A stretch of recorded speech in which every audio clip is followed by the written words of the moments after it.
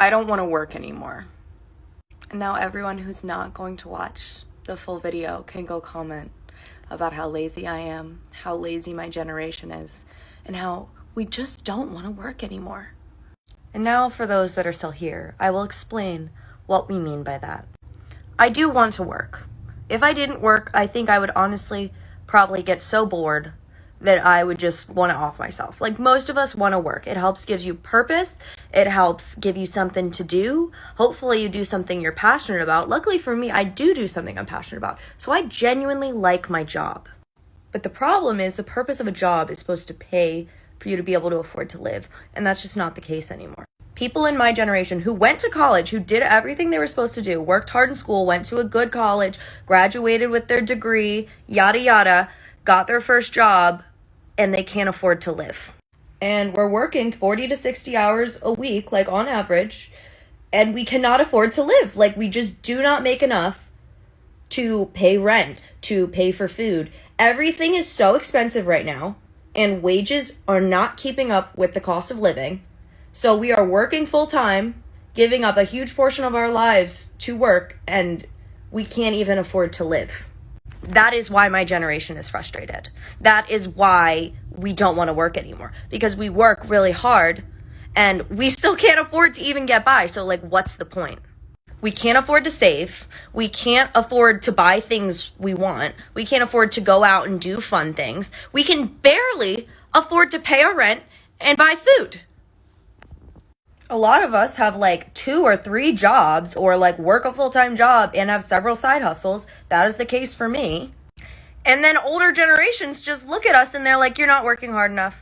This is your fault. Like, you're not working hard enough. That's why you can't get. The reason we can't get by is because the cost of living since the 90s has gone up 67%, while the wages have only gone up 18%. So wages have not kept up with the cost of living. That is why we can't afford to live. Not because we're lazy, not because we don't work, not because we don't want to work anymore. That is why. That is all. We're also in extreme debt because everything is so much more expensive than it used to be. College is way more expensive than it used to be. Cars are way more expensive than they used to be. Housing, way more expensive than it used to be. And on top of all that, politicians and older generations are destroying our environment, not doing anything to protect it, so we don't even know that there'll be a habitable earth when we're older to live in. So yeah, that makes us pretty pessimistic and nihilistic and not want to work. Oh, it's so cold in here. Don't you dare! Do you want to go to prison? Do you want to get done? What now, Dad? Oh, don't act as if you don't know. Sleep tax. Have you not been keeping up with the news? No. We get charged for every night we sleep. Is this some kind of joke? So keep your eyes open. I literally can't do anything anymore, can I? Whoa, stop right there. I wouldn't if I was you. Oh, let me guess. Opening door tax. No, don't be silly. It's walking tax. Every step outside your own home is 50p. So what's next? Breathing tax? Shh! Don't give them any ideas. I think they're watching. So I've decided my new measure for inflation is Krispy Kreme donuts. So you used to be able to get this for £10.99. Look at this fucking price. What the hell? This is not okay. I just spent $74 and what I got is ridiculous. This is what's going on in Canada. I'm pretty sure it's happening everywhere else. How the hell are people living? 2 packs of ground beef, 2 packs of noodles, naan bread, brick of cheese, small, like look at the size of this thing. My hand is bigger than it. 2 apples, tomatoes, 2 cans of sauce, hazelnut creamer, pickles, Valentinas, aloe water, and 2 packs of these yogurt drinks for my kiddo. $74. And I'm a single dad, and luckily I have a good job. I can afford this. How the hell are people affording that when they make a fraction of what I do? This is absolutely ridiculous. Oh, this is just a bit of chicken and rice. I could just make this at home for so much cheaper. Okay, so I've bought all the ingredients, I copied that recipe from the restaurant, and I've saved us so much money. Time to save money by cooking at home. So it's $5 for rice, $10 for chicken, $7 for sauce, and $8 for a few herbs. That's $30 for chicken and rice? Hi, yes there. Could I get the chicken and rice? Can't believe that's the same price as cooking at home. Remember a few years back when you'd go, I don't understand how I make $34 an hour. This video is absolutely gut-wrenching. Go watch her whole video, and she is being so raw in her emotions on her frustrations about the fact that she makes $34 an hour, which isn't a bad wage, and simply can't make ends meet. She talks about the fact that she has to buy a loaf of bread and eat toast with peanut butter and make one loaf of bread last her a whole week. I feel like so many Canadians are struggling beyond words right now, and it's just absolutely gut-wrenching.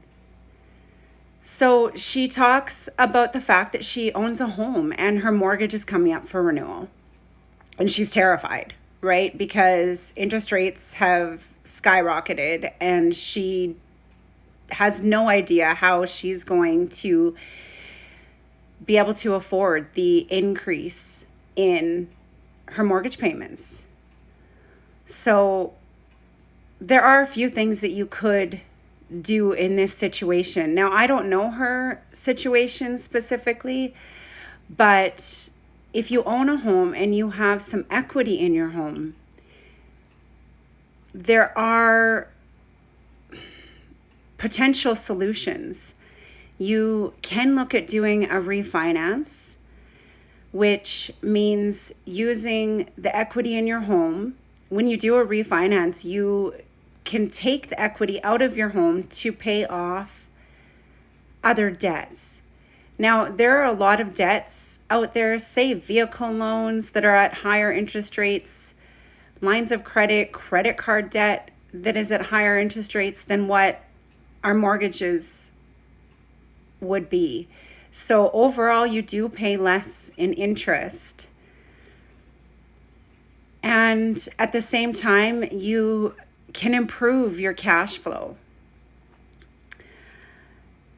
She could also look at extending out her amortization. So for example, if you had 12 years left on your mortgage, you can look at extending it to 25 or 30 years, which will counteract that increase in the interest rates and make your monthly payment more manageable.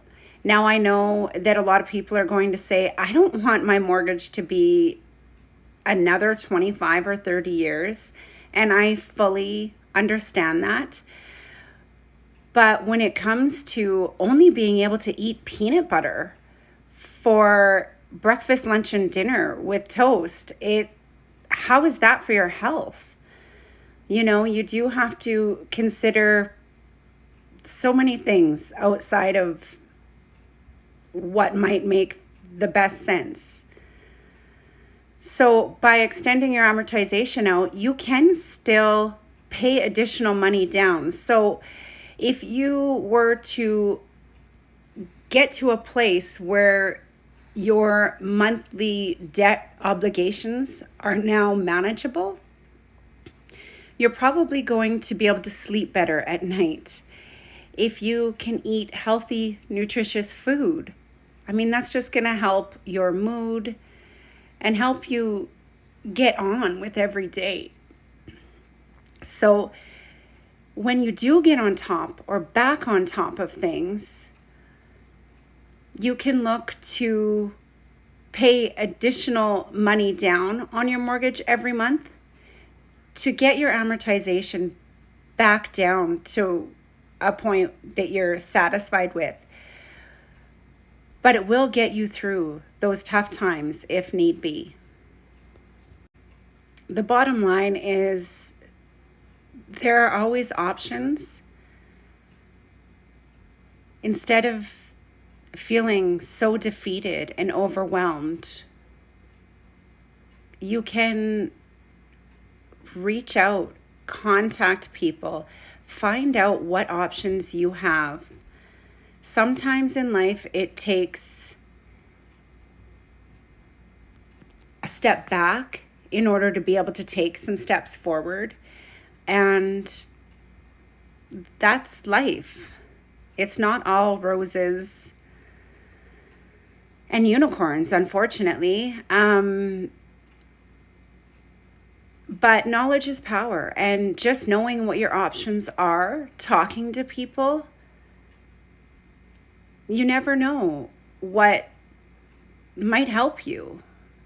So if you do own a home and you're feeling the way that this woman is feeling, reach out to a mortgage broker. It doesn't cost you a thing. And they can let you know if there are any options for you. I mean, at least you're trying to do something about it.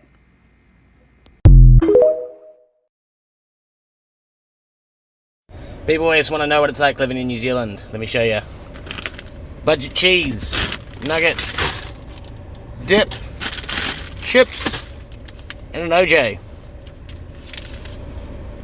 $34. So I'm sitting outside of Woolies waiting for it to open, and I'm thinking about the cost of living crisis and inflation and the fact that my rent has gone up and so have all of my bills, and like I literally can't afford to live. And I have a full-time job on a salary, so I don't know how some people are doing it. But I thought I'd tell you some of the things that I've had to give up because of the cost of living increases. So the first thing I've had to give up is eating. I can't afford to buy any of the foods that I like. I can't buy fruit. I can't buy snacks. I can't buy myself a cheeky Red Bull. What's that about? My fiance and I had to bulk buy meat from a butcher and keep it in the freezer. And I don't even like eating meat. I don't enjoy eating meat. But that's what I'm eating. Meat with rice and pasta. The second thing I've had to give up is buying clothes. I can't even afford to look at a clothing store. I've lost a lot of weight recently and none of my clothes fit me, but I have to wear the outfits I already have on rotation and I don't even like them, but that's what I have to do. The third thing I've given up is being a Swiftie. 1989 Taylor's version's coming out and I can't afford to buy any of the vinyls, which really is hurting my little vinyl collector heart. But Taylor, what are you doing? Sell them for $1. Like, it's expensive here in Australia. The fourth thing I've given up is being happy.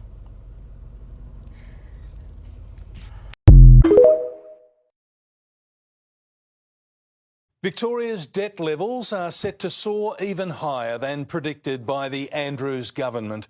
A top global credit agency is estimating it will hit $226 billion, $60 billion more than forecast in the state budget just months ago. Victoria's debt is expected to balloon out further than the government predicts. Global credit agency Moody's estimates that in 3 years, state debt will be $226 billion, $64 billion more than the net debt forecast in the May state budget. That's $80,000 debt for every Victorian household. We have a net debt that is bigger than New South Wales, Queensland and Tasmania combined. Moody's analysts used a whole-of-government approach, including statutory bodies such as water authorities, the TAC and the state's insurer. And as I understand it, Moody's have on that report have used a different accounting method to what is used and has been used for a long time now in the budget processes. As for what method is better, Moody's for sure. You've always got to look at the whole picture. They're all part of it. It's all what we have to pay for. By international standards, Victoria has far less debt than many other countries. But compared to other Australian states in a volatile world, it has far less wriggle room to endure future economic shocks. $15 million a day, each and every day, just to service that debt. That could end up costing Victorian households. Some combination of taxes going up, spending going down, or charges to families for using stuff will have to go up more in Victoria than you would see elsewhere. Emma O'Sullivan, 7 News. People want their fucking $25 an hour to do this shit. Fuck 'em. Well, the wage slaves got my order wrong, so I believe they deserve to live in a cardboard box. I'm sorry, but when did it start costing $1 million to live in today's day and age? Look, I normally never complain about this stuff because I'm a travel nurse and I get free accommodation and a higher salary. But I don't get annual leave, I don't get sick leave, so when I'm not working, I notice it. And so far it's been fine. I have had 2 months off.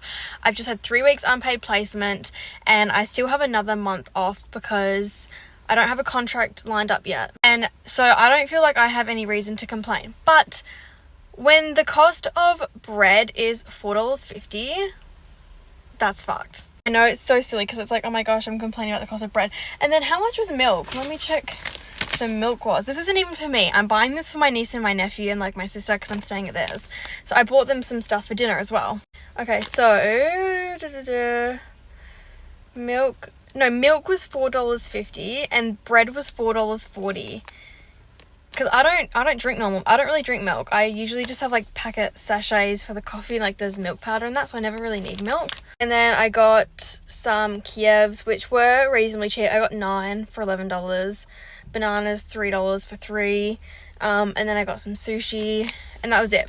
But then it came to $40.30 for 6 things. I got some garbage bags as well. So yeah, all of that cost me nearly as much as I make in 1 hour.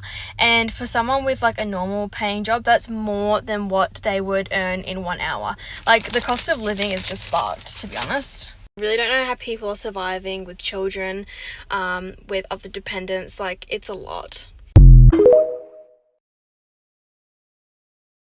Just when you thought it couldn't get any worse, renting in Australia. We have just paid over $6,000 to move into this house, and the builder did not finish the wiring when the house was built. Our property manager is saying that it's actually up to us and that the property wasn't even marketed with internet, so we shouldn't be expecting internet. I guess what I should be expecting is the actual wiring that the builder was supposed to do to the NBN box out on the street.